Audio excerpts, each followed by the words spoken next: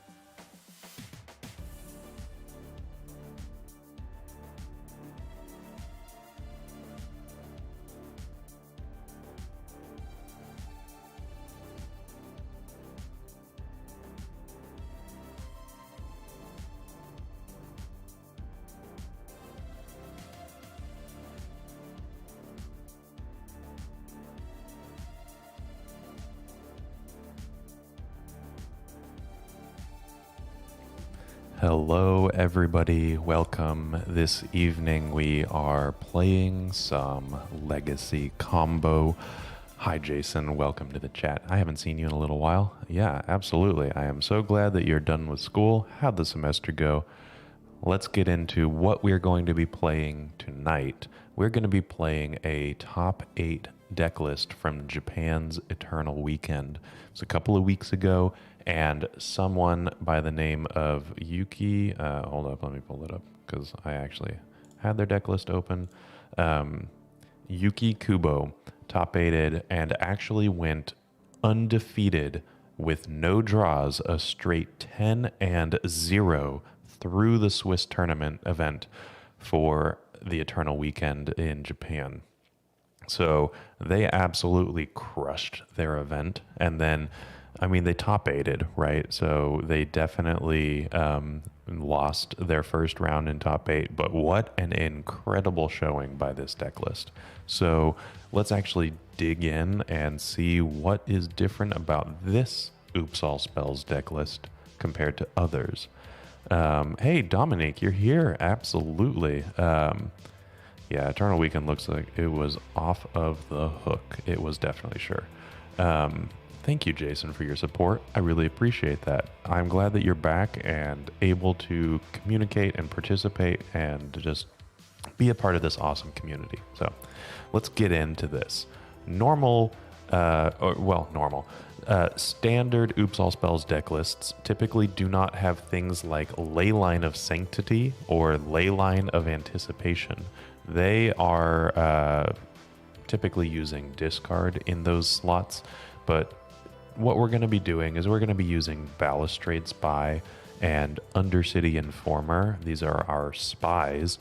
And we're going to use them to mill our entire deck that doesn't have any lands in it.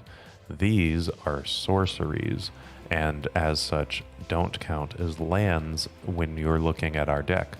And then what we do is we mill over a bunch of Narcomoebas and then Dread Return, and then we can flashback Dread Return and reanimate Thassa's Oracle with no cards in library to win the game.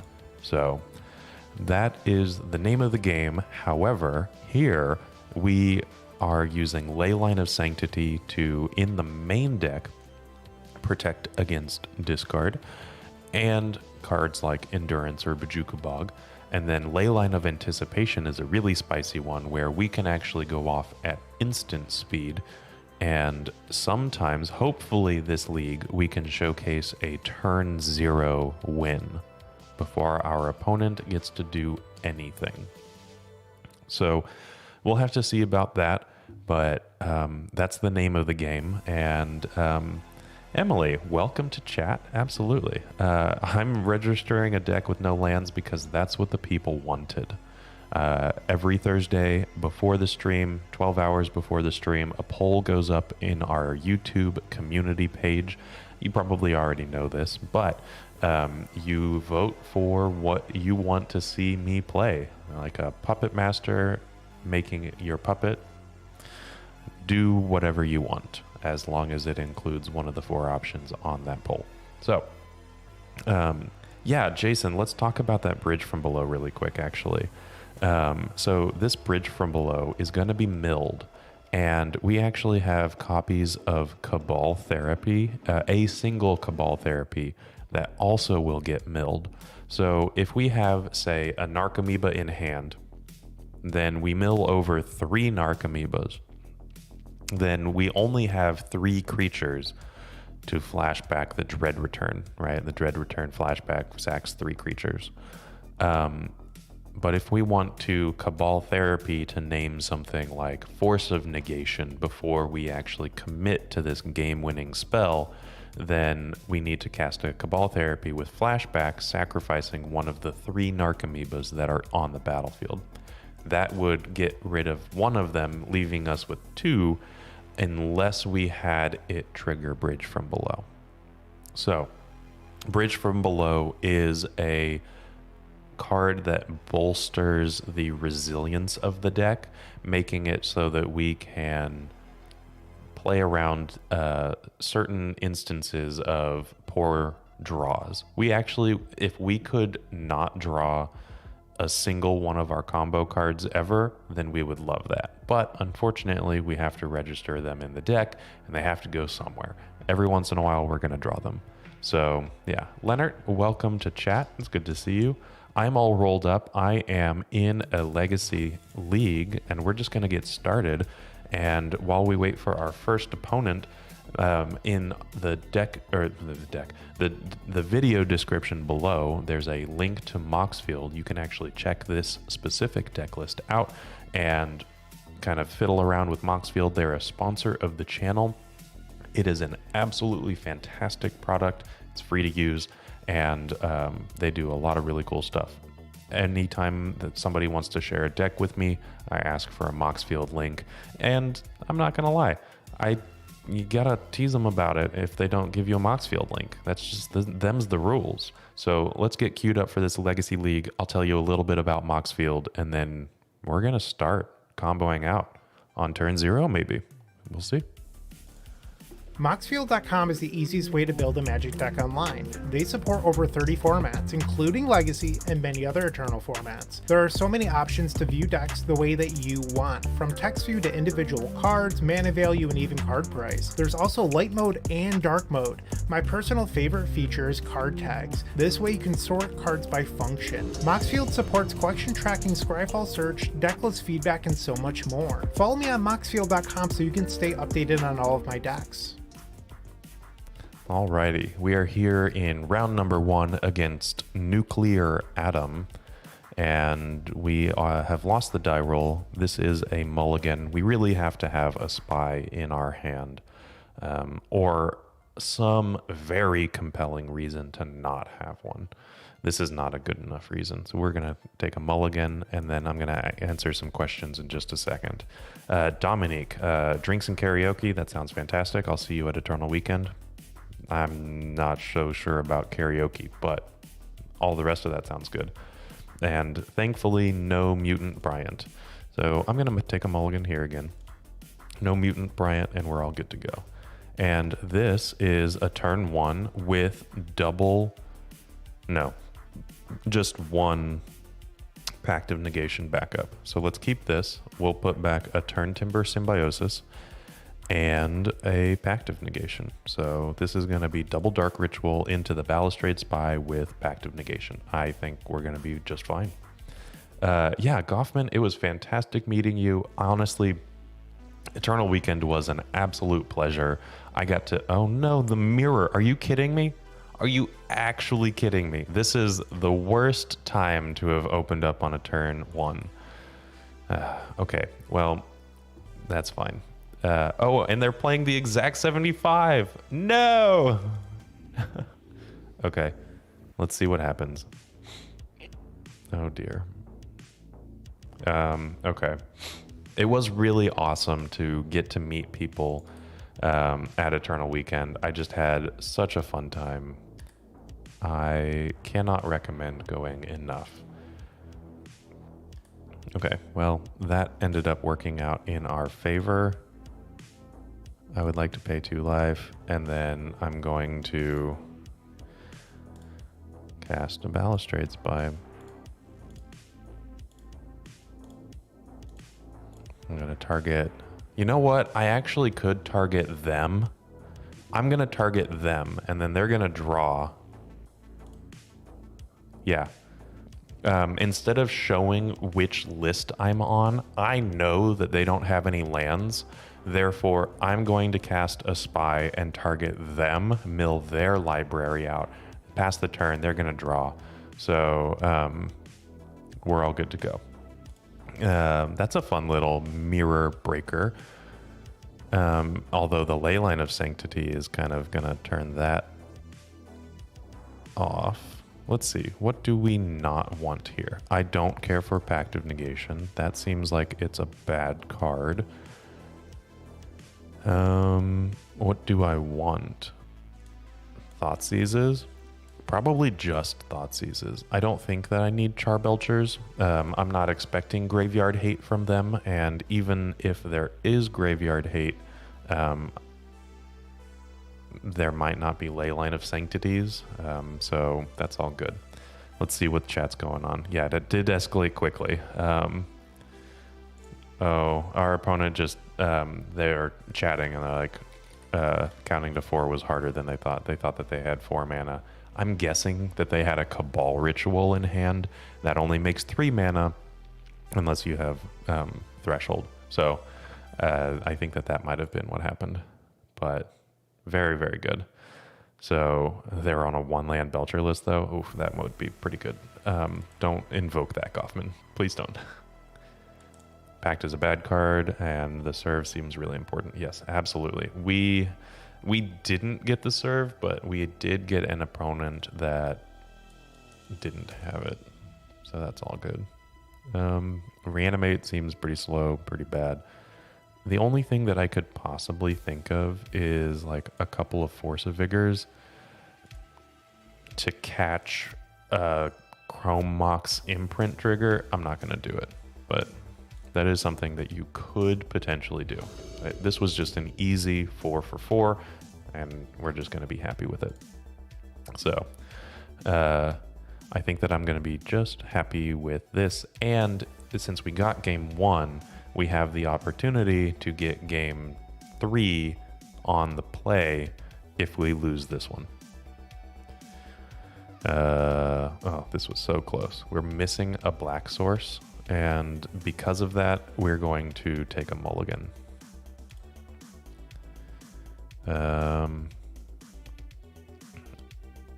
I don't think that this is a hand that is keepable. This is so close. If this Thoughtseize was a spy, then I would have loved it. But alas, we gotta go again, and we're gonna go again. I'll stop at 4 pretty comfortably. That was not good either. Okay, so this would be 1, 2, 3, 4. I'll keep this. I don't think that we're going to be winning this one. So I'll put back Cabal Ritual, Elvish Spirit Guide, and see if I can disrupt them. Or draw a spy off of the top. I don't know. We'll see. Force of Vigor for Leyline. That's not a bad idea. I don't think that that's going to be necessary. We don't need to target them. We can still target ourselves. The only thing that the Leyline stops right now is Thoughtseize. Okay, Once Upon a Time and an Elvish Spirit Guide, a Simian Spirit Guide. Okay. Jordan, my LGS, just announced that they're considering doing either a Legacy or Vintage event on the first Friday of every month. That's amazing. Absolutely fantastic. That's super exciting. Okay, so they win here. I wonder who they're going to target. They're going to target themselves. Okay, the Fool. Now I can actually see how they sideboarded. They had the Leyline of Anticipation. They boarded the Thoughtseizes in, but not the Leyline of Sanctities. Interesting. And they still have Pact of Negation. Not sure about that. Okay, we can... There's a Thassa's Oracle 4, and then a Dread Return somewhere in here. There's actually 2 copies. Am I missing the Dread Return?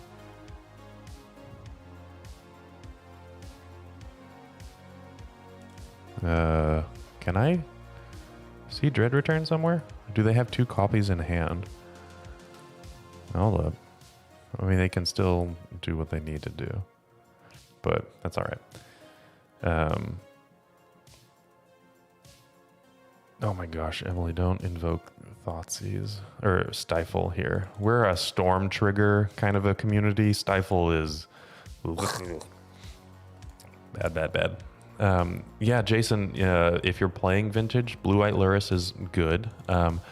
It is a slow, dirtily deck. It does not win very quickly. It doesn't get to feel like you're doing Vintage things very often. If you have the opportunity to play Vintage, doing Vintage things is pretty exciting. I would recommend something along those lines if you have the opportunity. Oh, you wouldn't participate? Could you play Delver, or not Delver? Could you play a Legacy deck in Vintage? Often Delver decks do fairly well because the format is not as ready for aggressive creature strategies. But I don't know. Even just with the opportunity to play, if you have 4 Bazaar Baghdad's, that's often pretty good, right? You can play Squee Hollowvine. The rest of the cards are potentially something that you own. I don't know, but hopefully there are ways to work around that. Okay, so our opponent did in fact have the 2 copies of Dread Return in their hand. Oh wow! I've just now looked over. My webcam is garbage.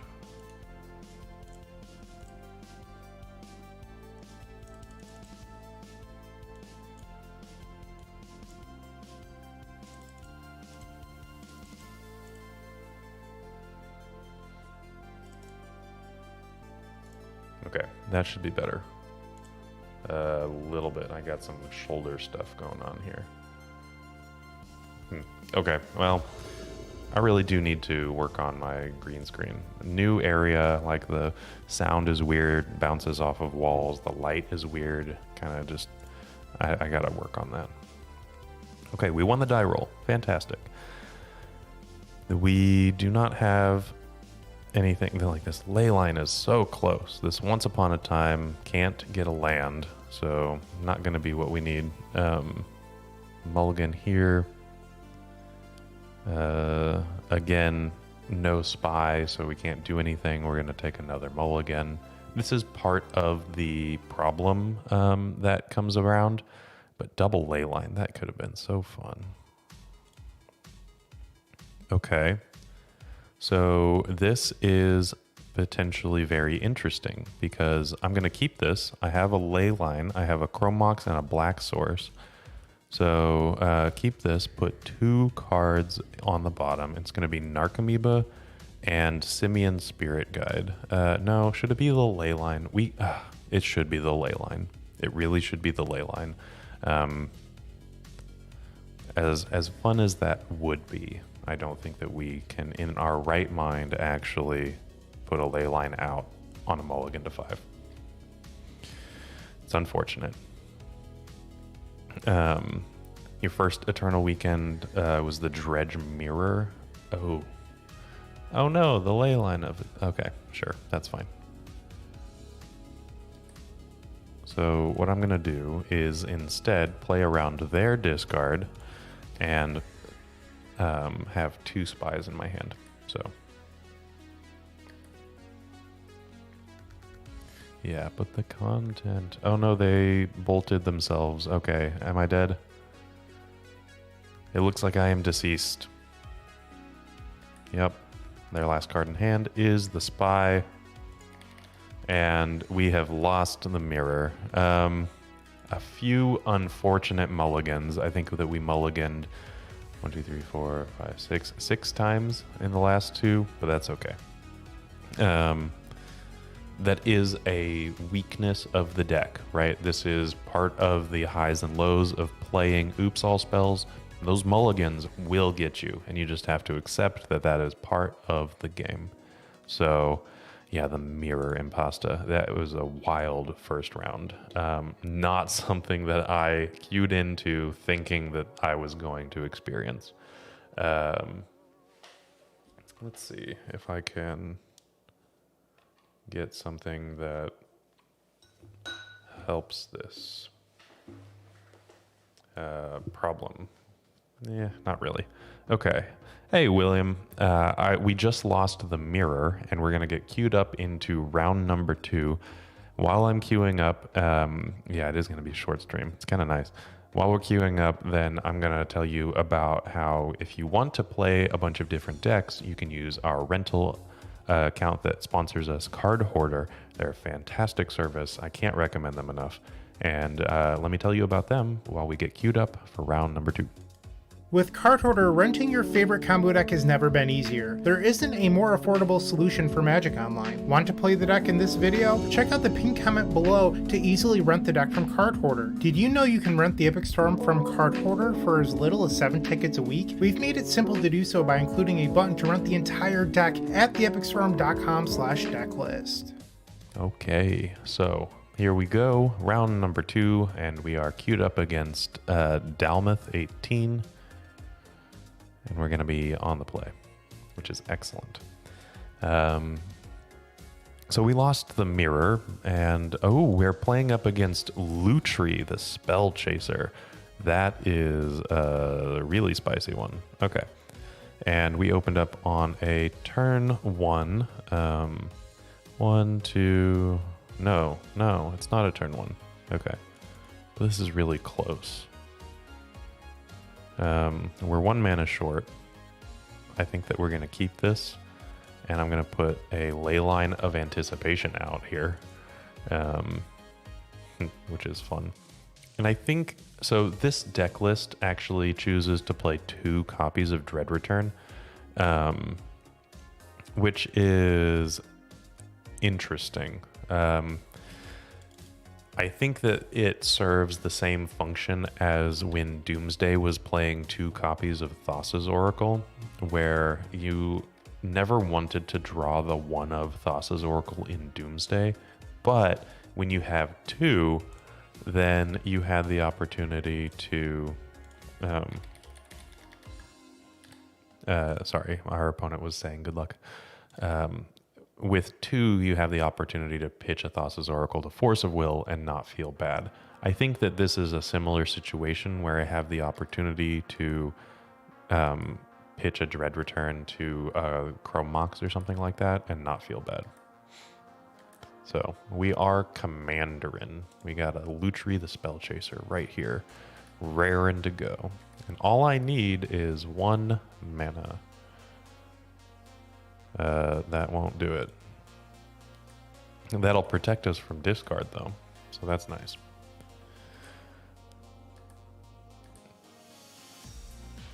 And I don't have to do anything. I can play all these Lotus Petals in response to a piece of discard really, really easily. So that's exciting. Okay, here we go. I'm going to play this. I am going to bolt myself. and then I'm just going to pass the turn. I can play around Force of Negation this way, in a way that really nicely wraps everything up. Actually, what can also happen is I can play around Flusterstorm by casting all of these zeros right now. Yes, Goffman, there are other reasons why Doomsday players would want to play with 2 oracles, but part of it is the safety of being able to pitch it. So here we go, Leyline of Anticipation coming in and playing around.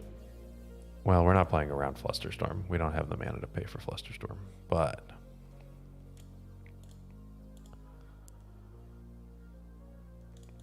let's see how things go.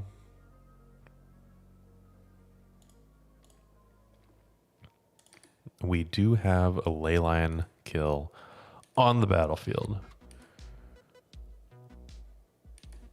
Okay, what I'm going to do is Cabal Therapy them. I'll sack the Balustrade Spy.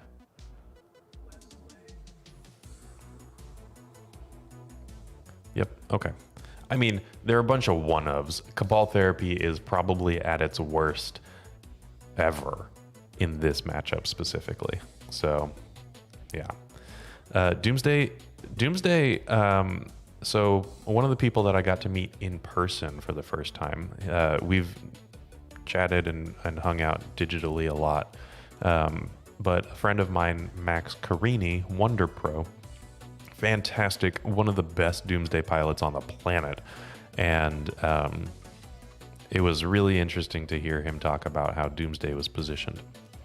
Depends on what you're expecting. Delver is not a great matchup. Everything else is a really good matchup. So, you know, you can, I'm grouping here and I'm kind of oversimplifying, but, you know, if you're expecting a lot of Delver, maybe Doomsday isn't where you want to be. Okay, let's put Goblin Charbelchers in here and let's get rid of Once Upon a Times and call it good. Maybe no Leyline of Anticipation, maybe yes the Xantid Swarms. Let's do that. Yeah, I'm expecting discard here, so I want the Leyline of Sanctity still. They bloom or enforce, yeah. Not a turn 0 Leyline kill. You're correct, Jason.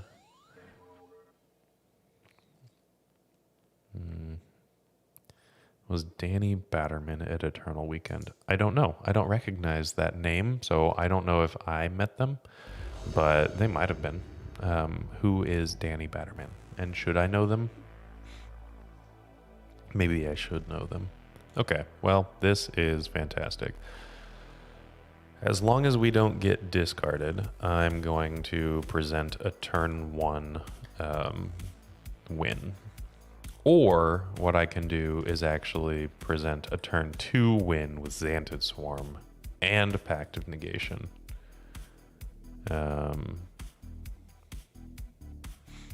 At the very least, I can potentially get them to fight over the Xantid Swarm. They didn't do anything. Okay, I'm going to pass the turn. I'm expecting something like a Surgical Extraction or a Fairy Macabre.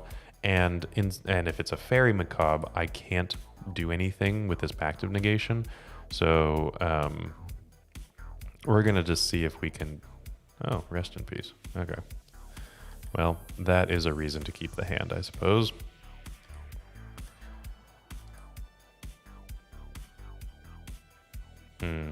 That was a little unfortunate. I was not expecting rest in peace. I guess I should. Typically, Lutri decks are like Grixis in nature, and Savannah and an Island are certainly not colors that I was expecting. Okie dokie. We're Bant Lutri. Sanctifier in Vec. Alright. So what I'm hoping to do, I have a copy of Thassa's Oracle, and I have 2 Goblin Charbelchers. both of those will allow me to win the game. So I'm not out by any means, but there are 3 cards that I want to draw at this point. Yeah, the fun police. That's okay. Double rest in peace. And, ooh, swamp cycling a Troll of Khazad-dûm. So they have enough swamps to care about swamp cycling. So they're the full 5-color Lutri. This is Commander 101. Everything's a 1 of, and we're playing Lutri and 5 colors. This is absolutely wild. Okay.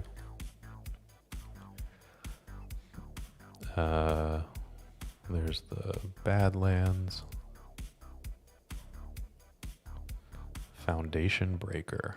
Wow. I play Foundation Breaker in Oops All Spells every once in a while.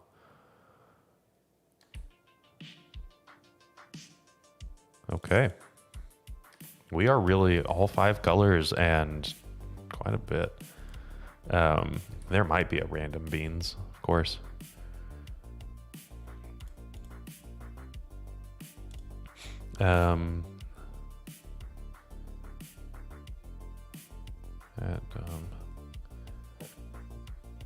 Oh, Mike's got it taken care of. Cool, cool, cool, cool.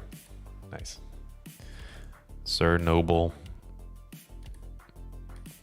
Mike was another person that I got to meet in person at Eternal Weekend, and that was just super fun. We had Mike, we went to dinner Friday night, I think it was Friday night. What are we doing? Bloodbraid Elf Cascade into Force of Negation and Geological Appraiser. Okay. We did almost die together. That was fun, wasn't it? What is going on?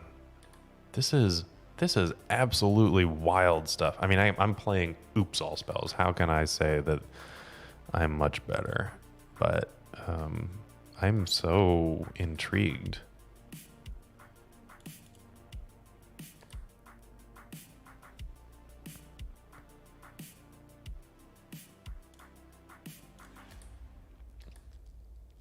One, two, three, four, five, six, 7. Okay, so I'm not going to be able to do any blocking or anything like that, but can we actually... Okay, so we really have to draw one of the 2 Belchers to win here. Accidentally loaded a modern deck. Yeah, but they've got dual... I don't even know if this would be considered a modern deck. I get that there's like 4-color Omnath builds, but this is... They've got a plateau. Collector Oof. Okay, well, you know what? I think I'm good. I think I'm good. They had Rest in Peace, Sanctifier, and Vec, Collector Oof. They've got a lot of everything, turns out. Do I play around 1-ofs? It's so hard to play around 1-ofs. You know what I can do to play around 1-ofs? Bring out Leyline of Sanctity and bring in Thoughtseize. That's a really good way to play around 1-ofs, because it doesn't matter which 1-of they have, I can Thoughtseize it out of their hand. So that's where we're going to go. I like the Xantid Swarms. I like the Charbelchers. And we're going to leave it at that. Okay. Pact of Negation still sounds good. Why did I attack for 0? It's to keep them on the... to get the trigger. Didn't matter. Keep them on their toes, right? Okay. Next year, we're going to my favorite restaurant. Meat and potatoes. Yes. What is my basic land art of choice? And yes, this stream is very weird. Okay, my basics. Oh, this is an interesting hand. I actually can present a turn 3 win. I'm going to keep this. This is not an explosive hand, but on turn 3, I can play an Undercity Informer and pass. They can do something or not, and then on turn 4, I can cast a Balustrade Spy.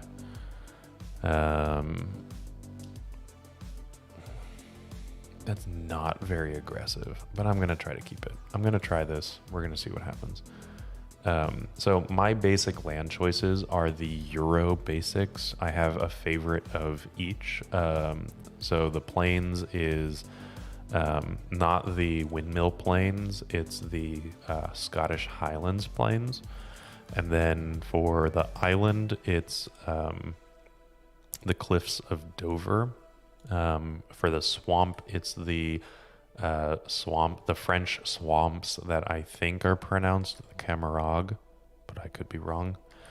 And then mountain is the Spanish mountain range. I'm not going to remember.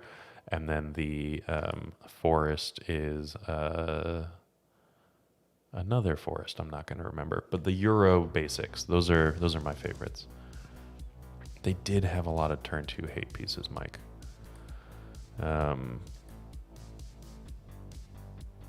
Maybe I'll just draw Thoughtseize and everything will be fine. Or, you know what? I'll just do this instead. How about that? How about just drawing the best card? And I'm going to play around days. They are representing an island. I have no idea if that's going to be a reasonable decision or not. Might as well. Mind Break Trap. Okay. I played around the wrong one of. I don't know what's going on, guys. Okay. Well, we can present a turn 2 win and a turn 3 win thanks to that Dark Ritual draw, which was fantastic. Oh no. Okay.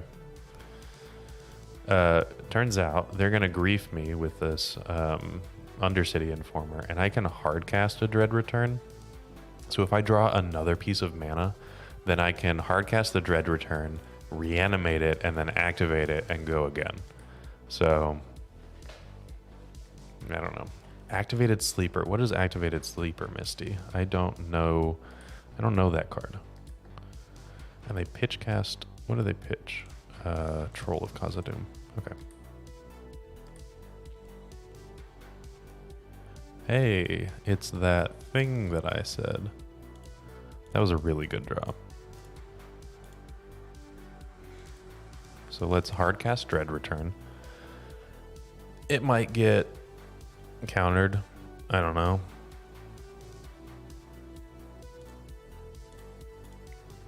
Maybe not.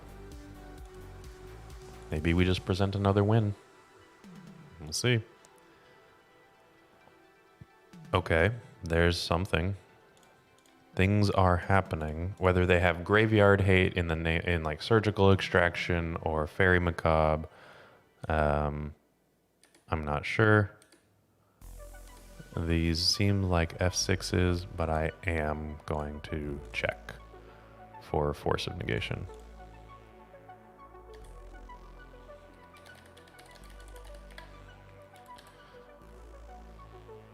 They have nothing. Eagles of the North. And okay, they've got all of the basic lands, or not the basic land cyclers, the Lord of the Rings cyclers, land cyclers. That is a wild. Okay. Wow. I don't know what just happened. We got a W. We put a W on there. Against 5-color Lutri. I can't even say good stuff. I don't know what that was. But I'm super excited about like my opponent's innovations. The strength of those land cyclers seems like it's propping things up. Being able to cascade. This seems like a cascade deck, right? We had the Bloodbraid Elf. And the whatever the other not cascade mechanic is. So I think that this is a cascade deck, and I'm not sure what the end goal is. But it looks cool. It might be rhinos, Lutri rhinos.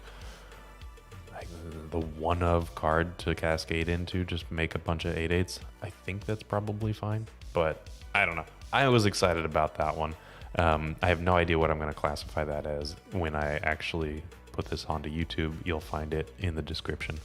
and it'll be the chapter name, so you can figure out what I ended up with. But we're gonna see what happens in round number 3. Hopefully, it's gonna be a normal deck. We're not playing a normal deck. I would like at least one of our opponents to have played something. But in the meantime, let me tell you about how you can support us by becoming a patron of the channel, or of the website, actually. So let's tell you a little bit about that. Want early access to articles at theepicstorm.com? Become a member of our Patreon to get articles 7 days early, on top of other sweet benefits, and help us pay our website team. You can sign up at patreon.com/theepicstorm. All right. And actually, in preparation for Eternal Weekend, Alex had a really good article that's live for the public. Oh, my cat. He wrote an article covering how to play Storm at a comp REL through an interview system with the head judge, an L3 by the name of Daniel Lee, who was either the head judge or the appellate judge for both the Vintage and Legacy events, which was really cool. You should check that out. Jason, okay, so this is round number 3, and we've got to mulligan this almost perfect hand. And while we do, we're going to keep this hand, which is almost the exact same, but I get to put a Dread Return back. So I'm pretty happy with this. Jason, I would consider doing a challenge. I don't know when that would be. That would just kind of be an additional thing that could be fun to do. I'll have to figure that out. So we'll keep this, put the Dread Return back, and we'll be done. Put the ley line out. So this is a mulligan to 5, but as far as a mulligan to 5 goes, I think it's pretty okay. And I think that we really did a good job here. Leyline of Sanctity in the main deck against a swamp. So yeah, I'm pretty okay with that. And then we actually are going to present a win next turn. So turn 2 win thanks to the draw of the Chrome Mox. Yeah, I think that some people would watch. I think it would be an enjoyable time. It's just not necessarily something that I have done yet. So Watery Grave. This might be a Death Shadow. I don't know. Presumably, yes. Okay. So this is an unprotected win against Death Shadow, which is Force of Will Daze deck. But they also have Thoughtseize, so you know, play around what you can. So I can play, if I draw an imprintable, I can play around Daze next turn. I think that it's worth it. No, they're a Wasteland deck as well. They have 3 cards in hand. I'm just going to go for it. I don't know if this is the right play, but we are playing Oops All Spells, right? Just jamming is kind of part of our bread and butter. If they have the days, then they have the days. They didn't. And now I can name something like Force of Will or Force of Negation. It'll be Force of Negation. Death Shadow builds sometimes play 1 in the main deck. Oh, they didn't even wait. Okay, cool. Leyline of Sanctity seems really good. Leyline of Anticipation does not seem like a necessary component of the deck. Something to play around is a card, Dothy Voidwalker. So what I'm actually going to do is, let's see, I want the Xantid Swarms and the Thoughtseizes, I think, and I can get rid of the Pact of Negations as well. I don't think that I want the Pact of Negations. Thoughtseize and Xantid Swarm are going to serve very similar functions, and then Leyline of Sanctity is going to get rid of all of the discard worries. Another option is cutting Once Upon a Time and leaving in a couple of Pact of Negations. The deck might go a little bit longer against a potential discard deck. I don't know.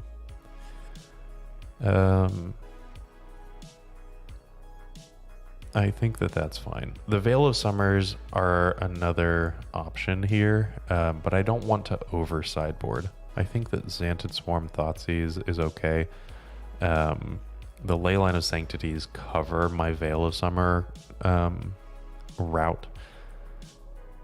And then the Thoughtseizes will deal with some of it. The Xantid Swarm, kind of the similar thing. Oh, man. I don't know. Pact of Negation versus Veil of Summer, they function similarly. No, I'm just going to leave it. I'm not going to bring the Veil of Summers in. I don't know if that's 100% correct. Maybe just the blue-black discard deck, I should have more than 4 answers to discard in there. But that's where I'm at. Okay, so this is a turn 2. I don't know if that's fast enough or disruptive / protective enough. No, this is a turn 1. Never mind. I can imprint the turn. I can imprint my lands under Chromox. So yeah, 1, 2, 3, 4. So yeah, I'm gonna keep a turn 1. That seems reasonable. Leyline of the Void. Okay, that's fine.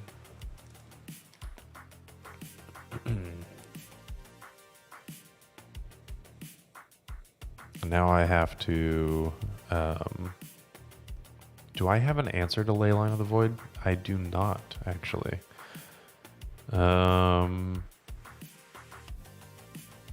My out is casting a Spy and drawing the Thassa's Oracle naturally. Does not seem like a very enjoyable way to go about doing this, but I will prep for that because I have a Narcomoeba here that I can imprint Chromox.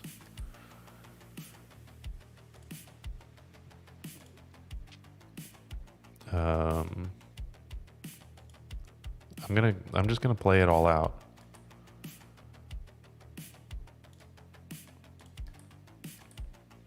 So this is actually, funnily enough, the wrong Spy.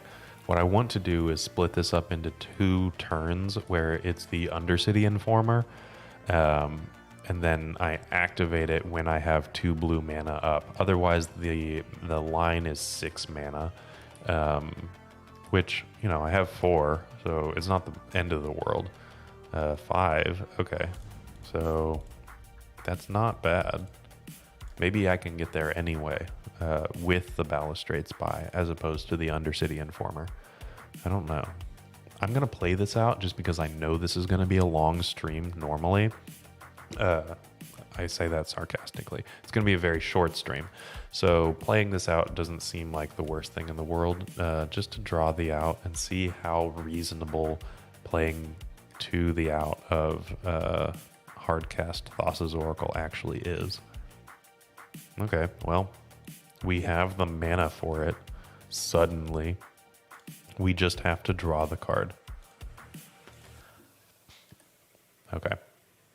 We have everything that we need other than Thassa's Oracle and potentially a Xantid Swarm or a Thoughtseize, some way to protect our win. So, we'll see. They have yet to play the Underground Sea. Oh, they have Baleful Strix. Wow. Okay. This card seems really bad in the Bowmaster world. They're probably actually... Oh. Okay, I can't not. They have 3 cards in hand. They have 3 cards in hand. Okay, I'm just jamming.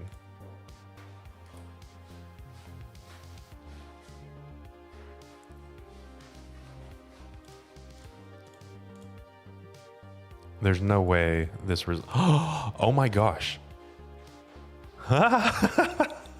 Yes. Okay. I don't deserve that draw. That sequence of draws was ridiculous. We had a very a singular out of drawing Thassa's Oracle, and we had the mana and the spy to go for it. That was that was the most fun I've had with a top deck in a long time. It's Lightning Helix off of the top. Oh my god, that was incredible. Okay, so we're 2-1. I'm pretty okay with that. All right. So, by the way, so Eternal Weekend, fantastic paper experience playing Legacy, and there are actually some posted videos on the Epic Storm channel you should watch after this stream that showcase Bryant in his 2 on-stream matches, and I gotta tell you, the Storm tokens overperformed, especially for coverage matches. Now, they're really easy to kind of keep track of when you're actually playing, but when you go to coverage, everybody can follow along when you're actually storming off. So let me tell you about our token pack while we get queued up for our 4th round. Looking to make playing your favorite combo deck much easier? Look no further than the Epic Storm Mini Token Combo Pack, which is available at theepicstorm.com/shop for $14.99. This combo token pack comes with 84 double-sided tokens. That includes our classic Storm and mana tokens, as well as fan favorites such as Goblins, Squirrels, and Slime Time Live. But that's not all. We've expanded this token pack to cover a variety of formats with new tokens. Stop on by theepicstorm.com/shop and make an easy decision to elevate your combo game. I see myself sitting up just a little bit straighter after that match. That was a blast. Who knew ripping straight gas off of the top wins games? Couldn't be me. Not with my Eternal Weekend record. But that's okay. This has been fun. We had a Leyline of Anticipation win. It wasn't a necessary Leyline of Anticipation win, but against Lutri, who knows what we were actually playing against, right? Force of Negation, obviously. There are a bunch of other things that it could have been. I don't know. I couldn't name 50% of the cards in that deck, maybe even more. But we put a Leyline of Anticipation out and won at instant speed, and we ripped absolutely the best cards in a row. So don't worry about it. I got you. Yeah, let's freaking go. Absolutely. That's an amazing name. Fantastic username. Let's see. What was I've missed a few bits of chat. Emily was talking about mulliganing, and Jason was telling me that I had the win on the board. Dominic was telling me to play around Ravenous Trap. All right, well, I'm catching up now. And we are up in our 4th round against Wizzo Mystic. This is going to have to be a mulligan. And this is missing a black mana, but is otherwise all rolled up. So I'm going to keep this, put back a Narcomoeba, and I guess I'll mulligan to 5, but this is pretty okay. Leyline of Anticipation. Let's see what we can do. If we draw a Lotus Petal, then we win the game. Hopefully. I don't know. Our opponent is playing blue, but we have Pact of Negation, so can't be that bad. Is this a Darcy? This is a Dragon's Rage Channeler. Okay. Also known affectionately as Darcy. Okay, now Chrome Mox does it. Chrome Mox or an Agadeem the Undercrypt, I guess. Right, Agadeem's Awakening is the sorcery side of things.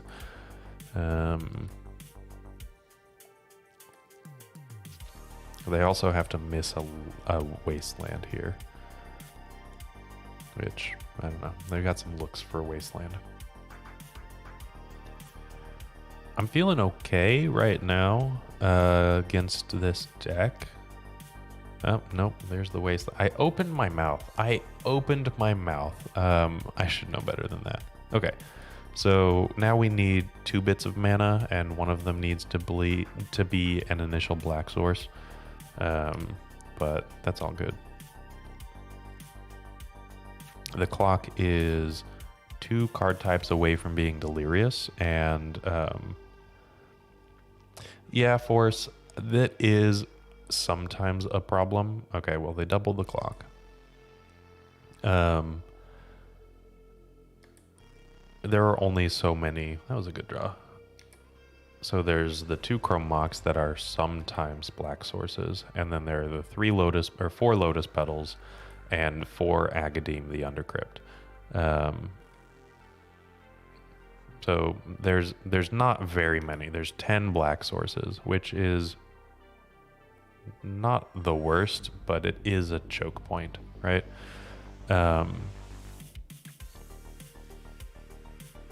You know, if we actually draw Once Upon a Time, we can cast it for free. We haven't cast a single spell yet.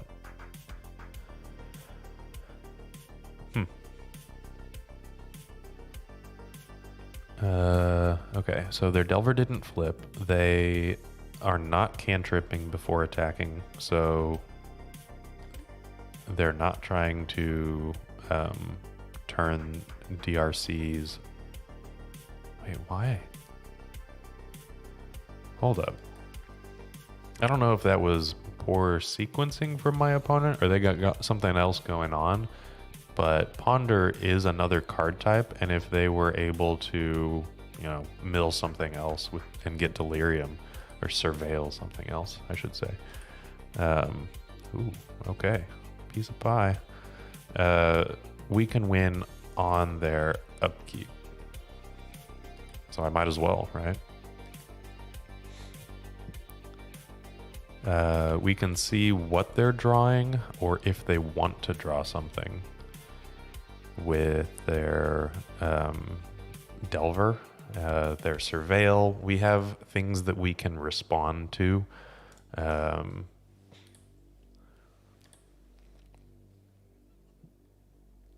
And play around a Force of Negation.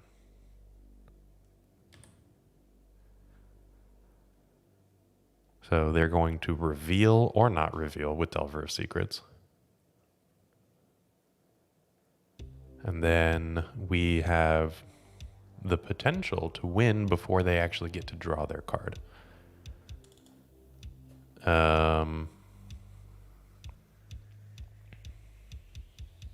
They surveilled something to the top, so they know what the top card is.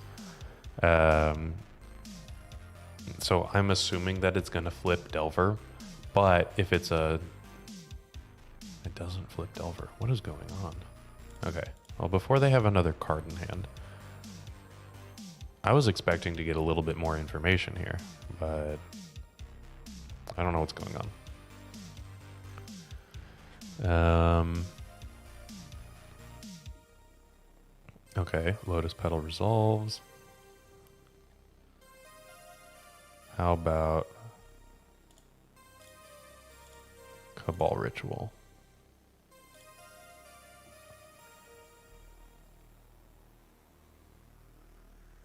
We're waiting. I mean, if they have a daze, they have a daze. Force of Will. Okay. So their Surveil trigger can resolve. And they put Polluted Delta in their graveyard. That's the card that they knew about. So we're committing. We are going to lose the game or win the game right now. And Force of Will does not resolve. Cabal Ritual resolves. And then how about a Balustrade Spy?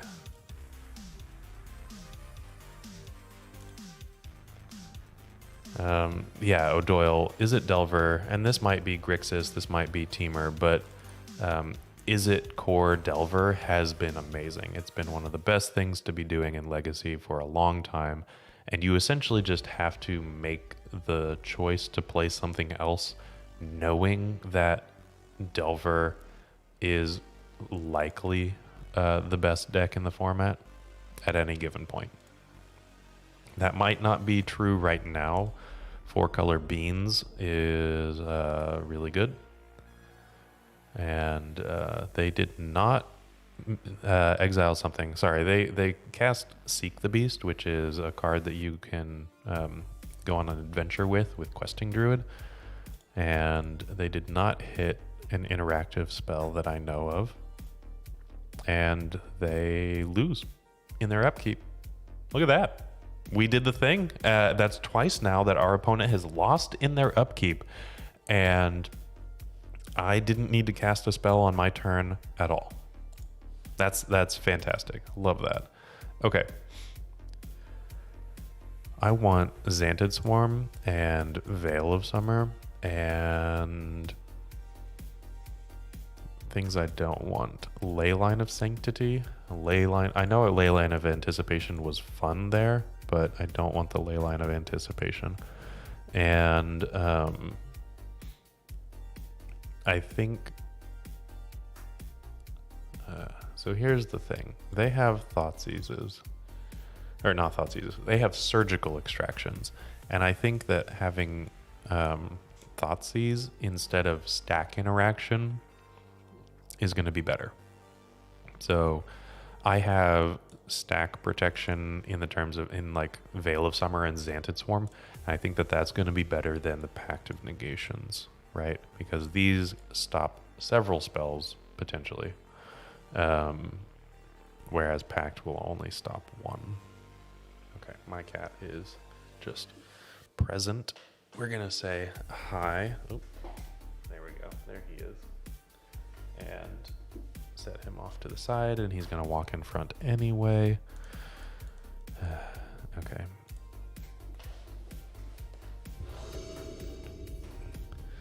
So here we go.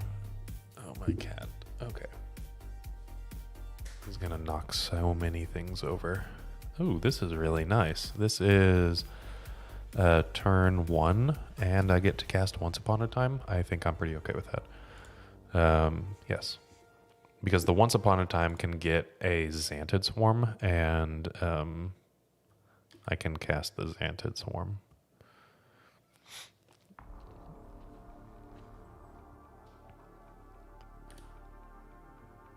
All right. Maybe we get to see if they have a splash color during this game. Or if they're just Is It Delver. I don't know.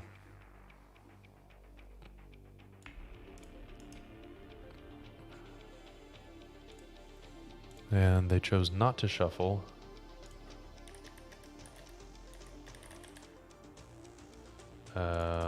Let's see. Okay. Let's cast it Once Upon a Time. Simian Spirit Guide. I mean, I guess I'll take it. This is actually pretty decent because what I can do is play the Turn Timber Symbiosis, imprint a Cabal Ritual here, and what I'm doing is actually I'm able to present multi-turn wins. So I can present a win right now, and then I can present a win next turn as well.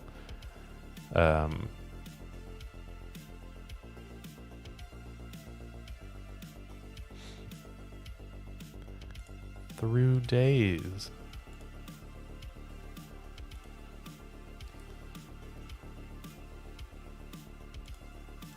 Okay, now it'll be the Undercity Informer right now, and what I can do is just pass the turn. I think that playing into Surgical Extraction is a little foolish. Oh yeah, of course, they've been splashing green for Questing Druid. They literally cast Seek the Beast. So this is probably the Julian Kambavadis Jujubin 2004. Brilliant. I actually got to meet him this weekend, or last weekend as well. Super nice guy. Brilliant Magic player. And it is mostly Izzet Delver with the singleton Tropical Island to hardcast Questing Druid eventually. Okay, no shuffle on the Ponder. Yeah, the Soup Straw has been pretty good. That's exactly what I wanted. Okay. And I can do this around days. They are incentivized to days. Okay. So they're going to force, which means they're protecting something in their hand.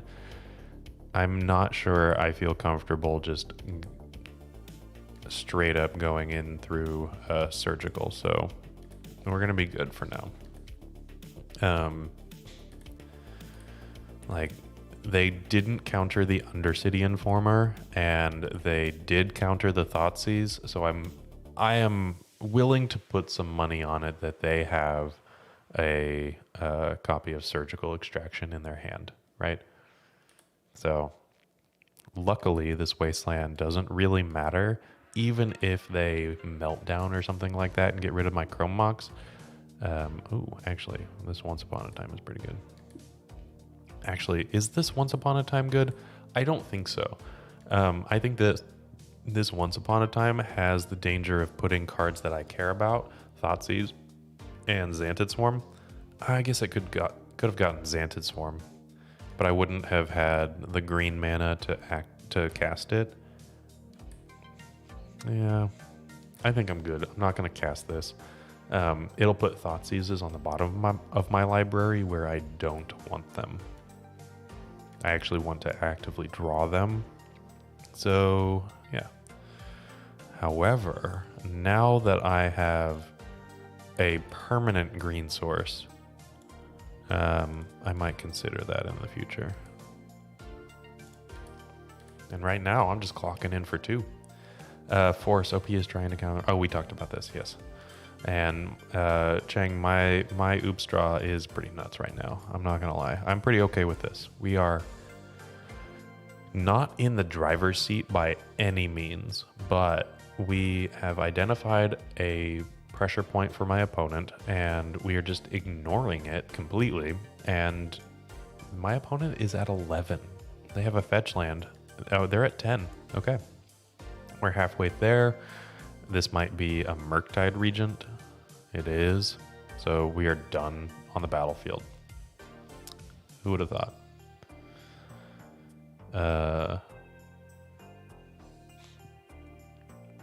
Okay, I am going to cast the Once Upon a Time now that I have the green source for Xantid Swarm. So here we go. O'Doyle, you've got Izzet Delver in paper, no Valks, Steam Vents. It's all good. Okay, that's fine. And we've put 5 cards on the bottom of the library that I didn't want to draw. Pact of Negation, I suppose, would have been fine. But, okay, that's not bad. Narcomoeba. We can't draw any more of those. Unless we draw a blue source so I can start casting them. But, not the goal.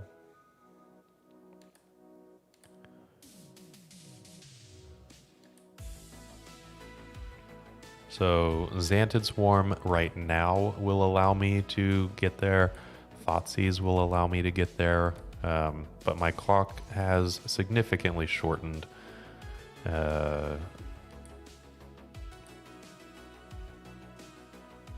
So I'm not sure. I mean, next turn I'm going to go off regardless. They're going to have 5 cards in hand likely, which is not great, but I will make them have it. I've been playing around it, but it is better to try, and maybe they've been bluffing this whole time. But I'll give myself every out before I have to make that kind of choice.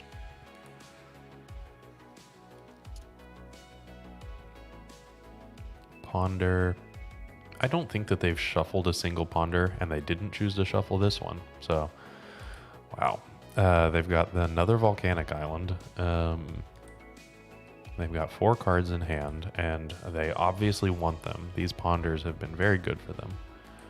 So, a Thoughtseize or bust. Okay. So, I can't cast a Narcomoeba to get another turn here, so we're just gonna go.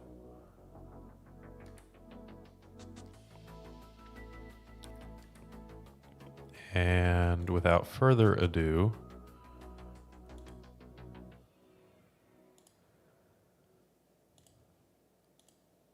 here we go. Stifle. That's what they have. Well, turns out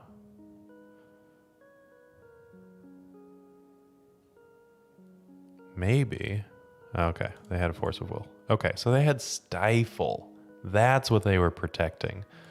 That is wild. And I had the opinion or the opportunity to present another win after they stifled. That was really cool. But it didn't end up working out. Okay, so we lost this game. Wow, Stifle. Where's Emily? This is why we don't talk about Stifle. You bring this bad juju onto us with a Stifle. Wow. Okay, I like how we actually boarded. I think that this was a good decision. I don't think that the reanimates matter. Yeah, I think I'm okay with all of this. It was really good info, Chang, and Jason is a little bit wild. So I know what to play around, well, I know that I have to play around another card. So we're going to just have to be cautious when all of that happens. What I should have done, maybe, if I was going to play around Stifle, which I didn't know that I needed to do, but if I was going to play around Stifle last game, I would have cast the Balustrade Spy first. I would have ritualed out the Balustrade Spy. That's not something that they necessarily think that they'll need to stifle. And then what I can do is, if that resolves, mill myself, and if that gets stifled, then fantastic. Or if not, I can activate the Informer, and then I can name Stifle with the Cabal Therapy. I don't think that I was going to win that anyway, but there were different ways that I could play that if I wanted to. Snapcaster and Tarmogoyf not even getting played anymore. Yeah, it is pretty shocking. I'm going to mulligan this one. This one I will keep. Start off with a Once Upon a Time. I think I'm going to bottom one of the spies, probably the Undercity Informer. And then, well, is it going to be the Undercity Informer? Yeah, it's probably going to be.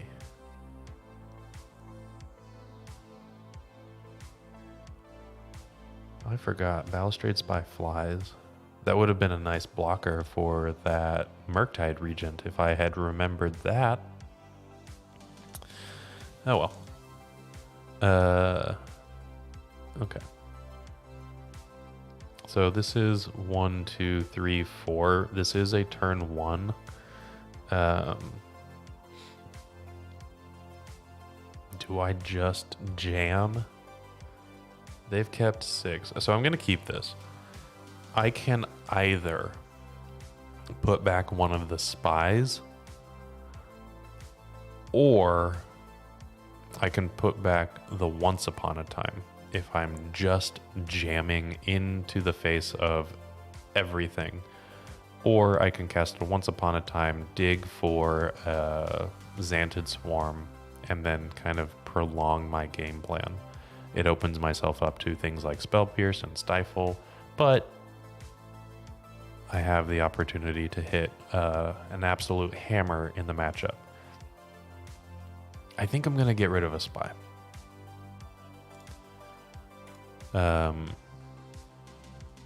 presenting a turn 1 against the Force of Will Surgical Extraction deck does not seem particularly good.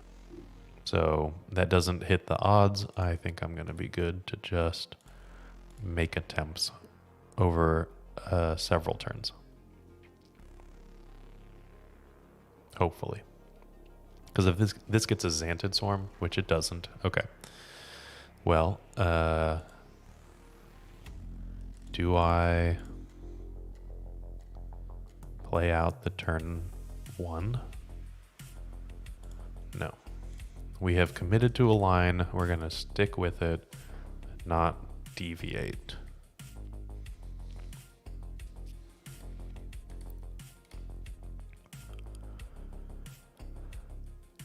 We don't have two black sources, so if we draw something like a Thoughtseize, that's not as good. But we can work around that.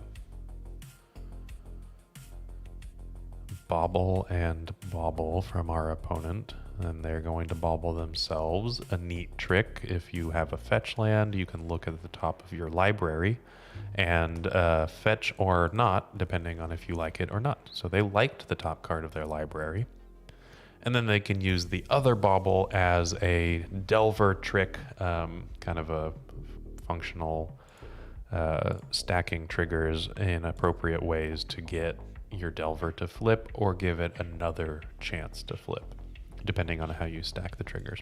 So neat start from our opponent. A lot of little micro decisions there that they're making, which, I mean, it's Legacy. It's all full of micro decisions, which is just a super, super fun way to play the game.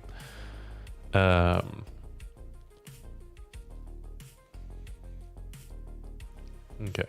We have not yet seen a reason for them to keep the hand. They have 3 cards that they kept the hand on in their hand. I'm guessing either Force Blue card or something like a Surgical Extraction. They chose to activate both baubles, though, so they're drawing both of those cards right now. You have to stack it. You have to crack the baubles in your opponent's turn so that the trigger for the Delver of Secrets flip and the trigger for the Mishra's bauble flip or draw happen at the same time in your upkeep. So unfortunately, I don't think that they did that the way that they wanted to. There's the second black source. Okay, so we're just gonna pass the turn. We have 6 cards, 8 cards actually, including 2 Pact of Negation, right? We have 2 Pact of Negation in there. They have a Brainstorm. Yeah, 2 packs. So we have 8 cards that we're drawing to serve as protection. And we can play around days.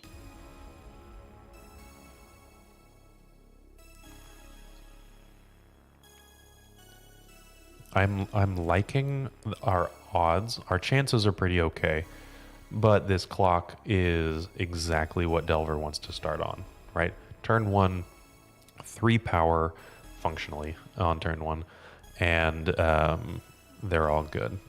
You'd play out a pedal. Explain your reasoning for that, Dominique. Why would you play out a pedal? Things like Flusterstorm or what?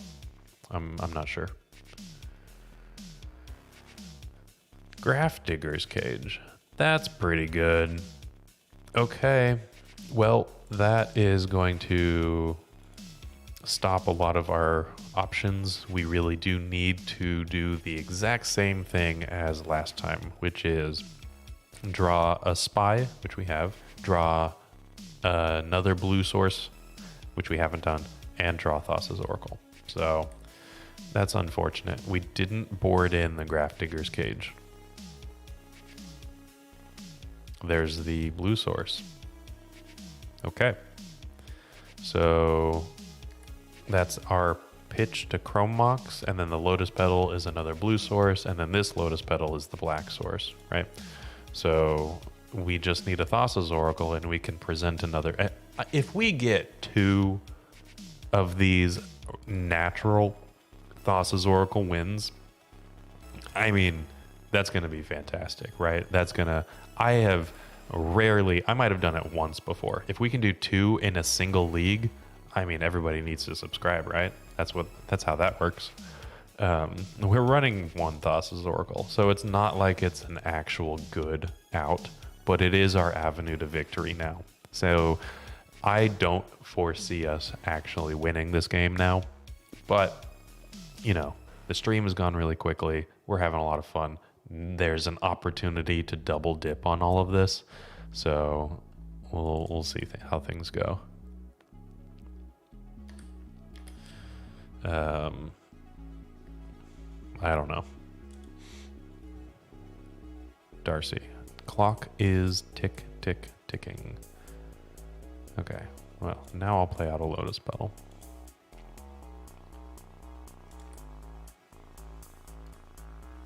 So that I don't go to discard.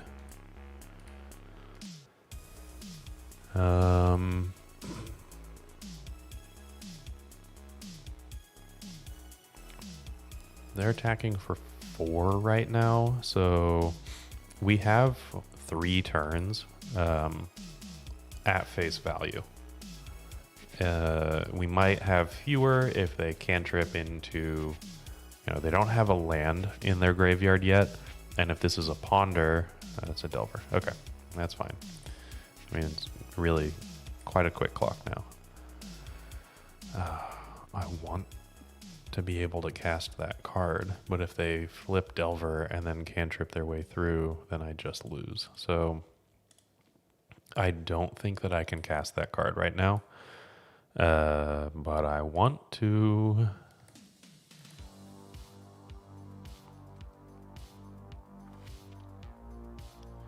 Lightning Bolt. Okay, so this is likely going to do us in. That is spell. Okay. So there's 3 types in there. They're currently attacking for 5. They need to flip the Delver or get Delirium. Okay, yeah. We're going to concede this one. So they won the match, which is fine. I think that that's something that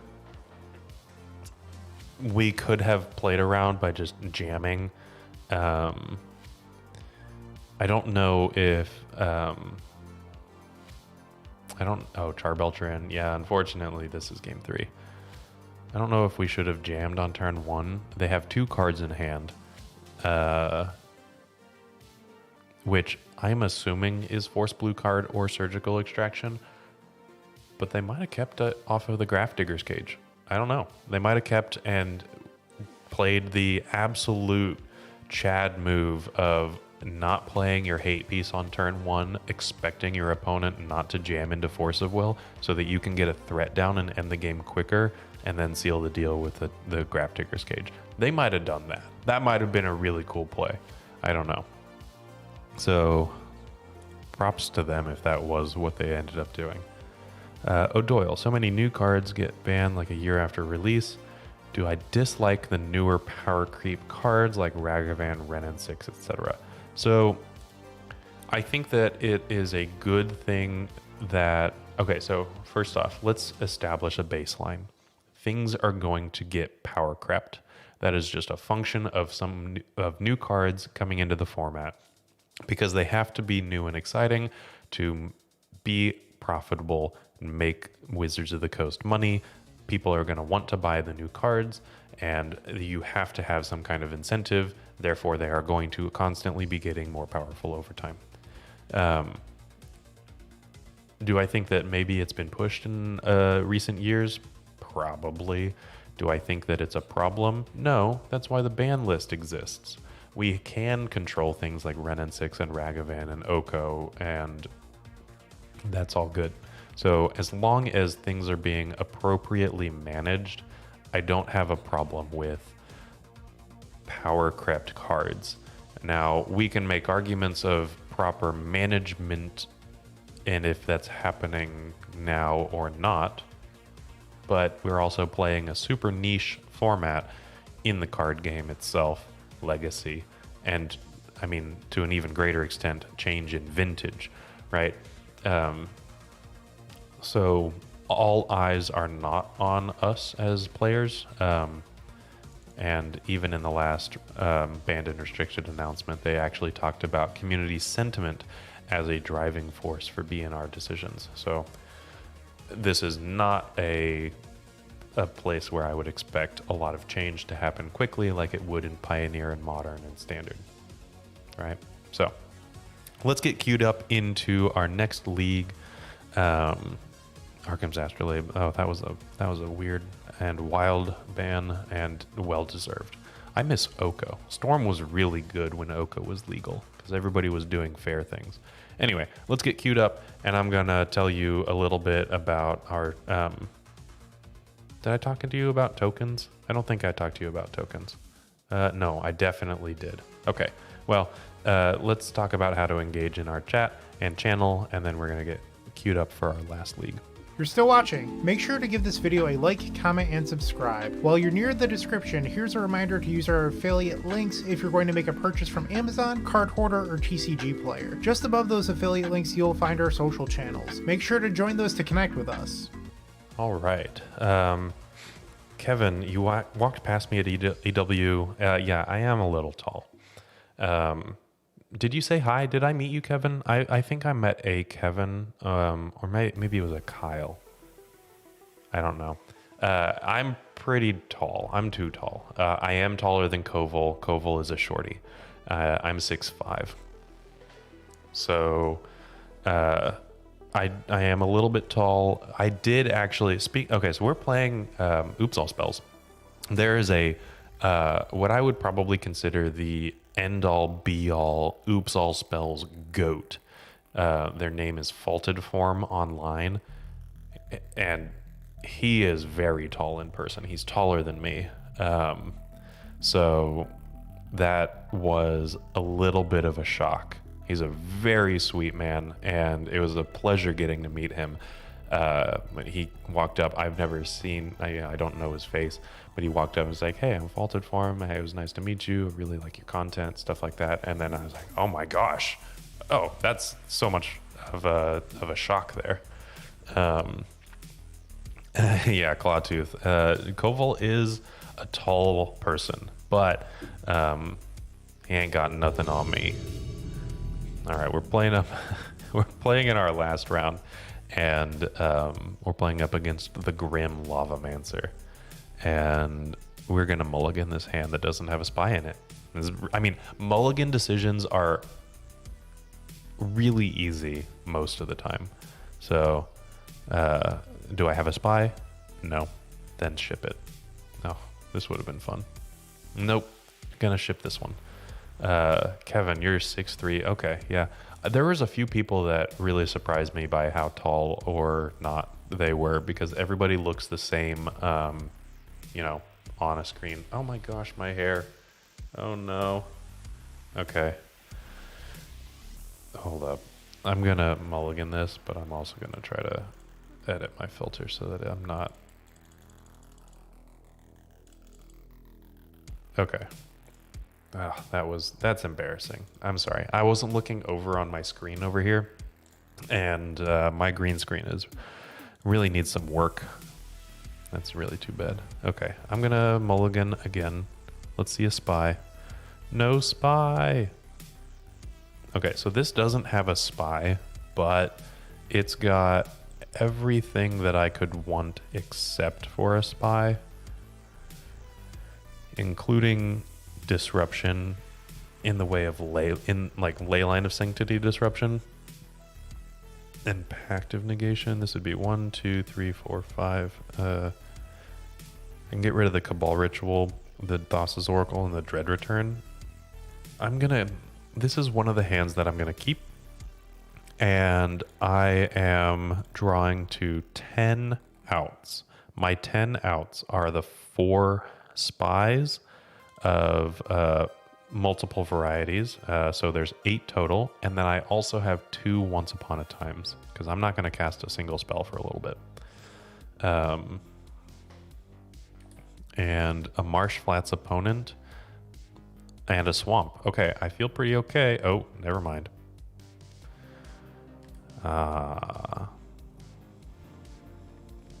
Reanimator. Atraxa.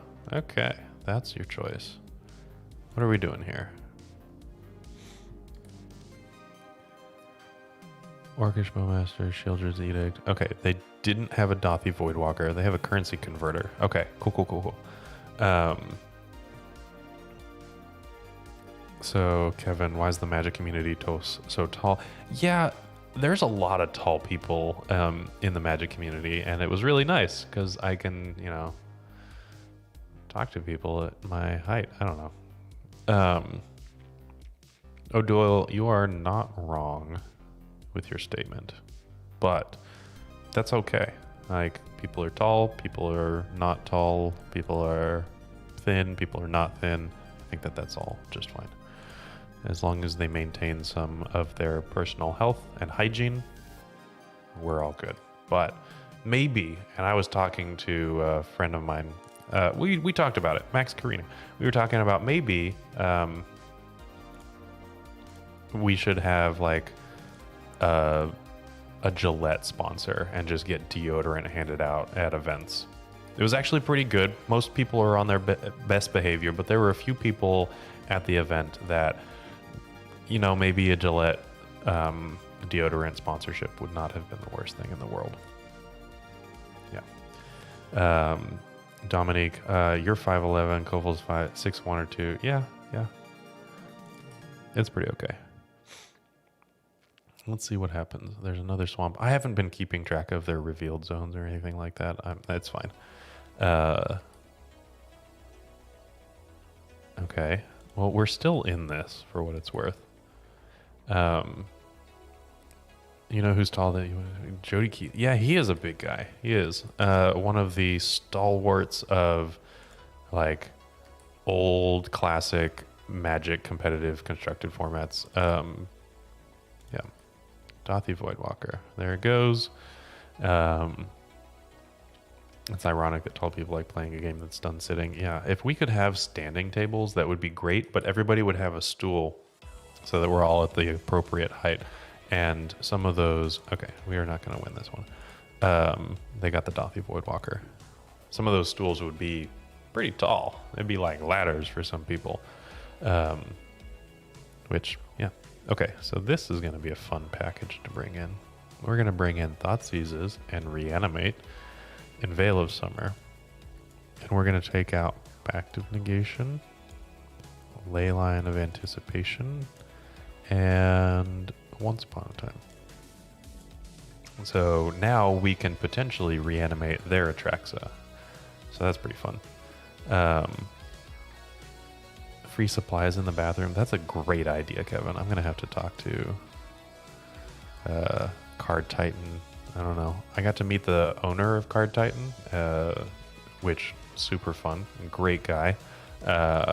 Super engaging and just fun to talk to for a little while. Just a bit.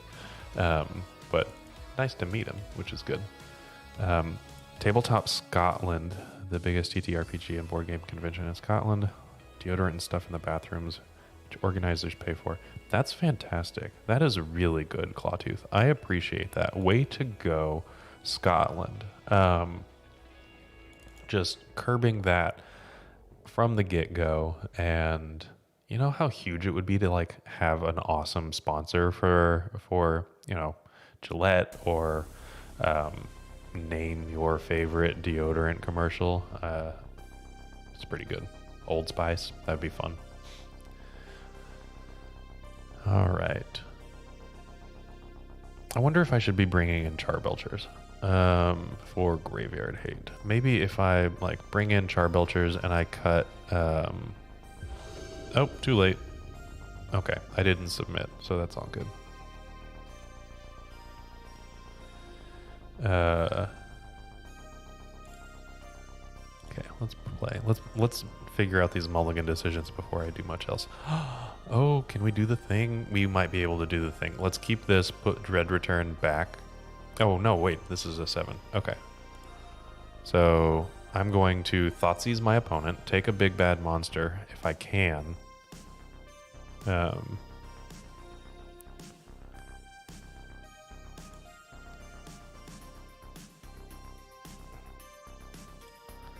if not, I have Veil Summer Protection. Okay, so let's see. If I take the Animate Dead, they might actually go for the things that I like. They might split their turn up. Oh my gosh, let's see if I can get them.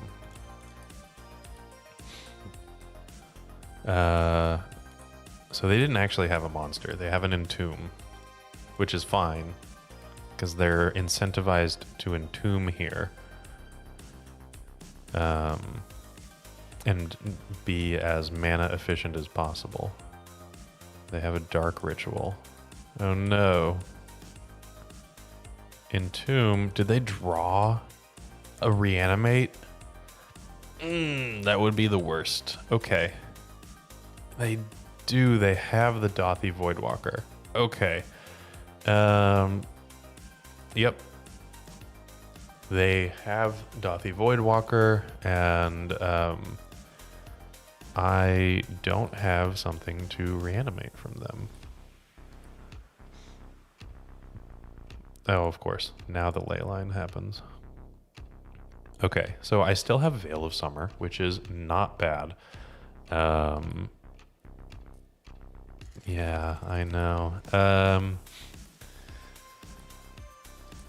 And they entombed for something that wasn't good for me, which kind of stinks. So it was the worst possible all around. Okay.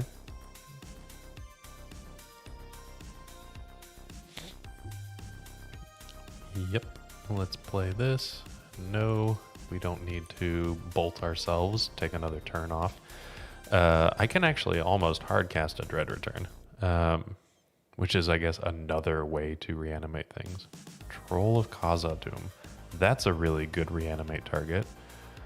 If we have the opportunity to actually cast Reanimate, I would like that. I don't know if that actually wins the game, though.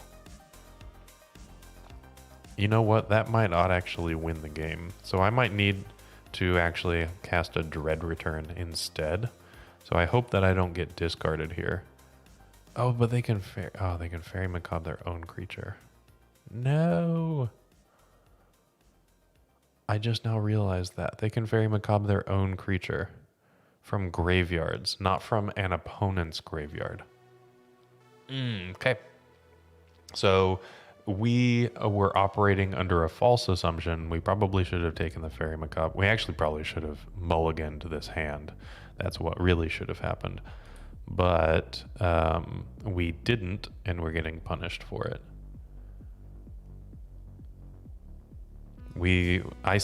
I'm saying we as if I'm trying to distribute blame here. I saw an exciting Thoughtseize Reanimate line split over 2 turns and was blind to all else.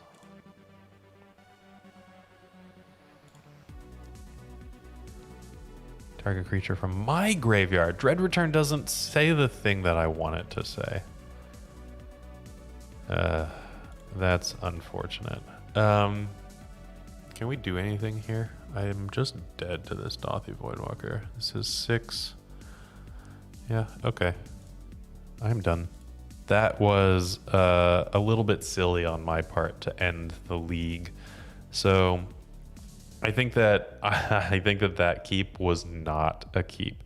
It was so close to being good. If I had 2 mana to on turn 1, then maybe you could argue that Thoughtseize Reanimate was a good line, but they also had protection in the form of Fairy Macabre. So this list was kind of fun. The Leyline of Anticipation, we did the thing twice, and we won in our opponent's upkeep, but maybe it doesn't need to be there. This feels like a little bit more of a gimmick than anything strategically good. And those two slots, and maybe the Once Upon a Times, although they give you better looks at spies, so maybe the Once Upon a Times are fine.